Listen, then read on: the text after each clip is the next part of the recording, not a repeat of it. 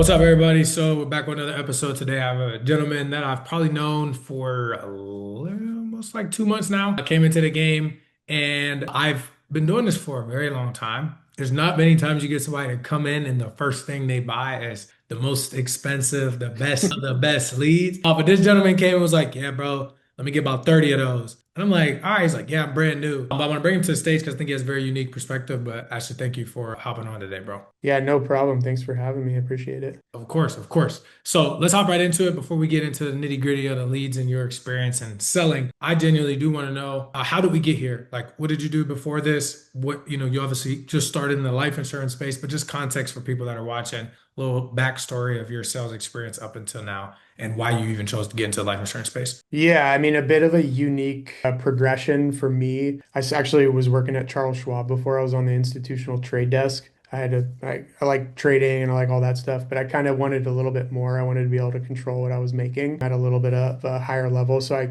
moved into sales and I went into business funding. So I was working at a company here locally in San Diego, and I was with them for about a year and 4 months. And one of my good friends who had his wife's, long story short, his wife's uncle has been in the industry for like, I don't know, 30 years or so. And he was working with me at the business funding spot. And he was like, I'm going to go do this insurance thing. Sounds interesting. My uncle's having good luck with it. I'm a little bit more interested in that and kind of more interested in the entrepreneurial side of things, like starting an agency. And so he went off and did that. And I kind of waited a few months, was like, just wanted to see how things were going. And he's like, I like this better than what we were doing. And I was like, okay, well, good enough. I kind of want to change. I want to work from home because I was driving down to the office every day, Monday through Friday, and it was a bit far. So I was like, let's change things up and try insurance. And that's how we got here. So Gotcha, yeah. gotcha. Quick question. What skills do you feel like you learned previously that are helping you now?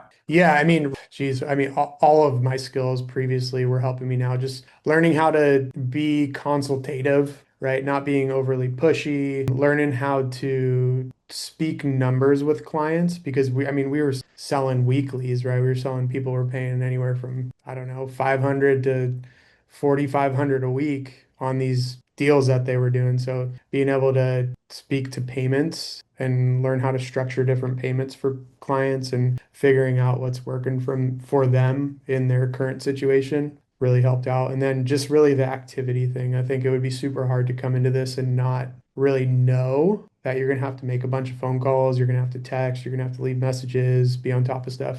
So I had all of that before coming over to the insurance space because I was doing that in the telesales role every day. So it was nice because I was already used to doing it. So transitioning over to this, I knew that I was going to be doing it. Hopefully that answers the question. No, it does. It does a lot. I want to know this. So, and not to jump too quick.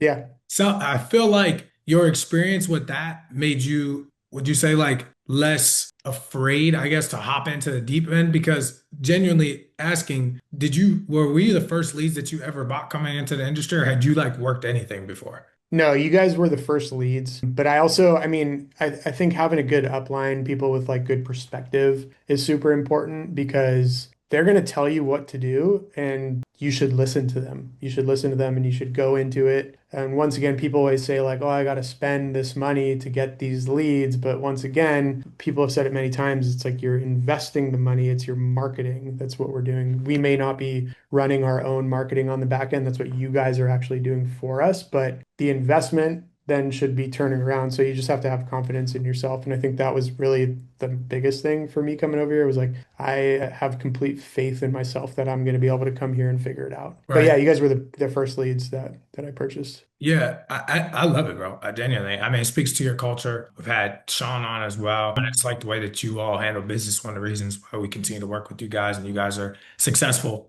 But all right, cool. Let's take that a little bit to the right now. I want to talk about your sales skills.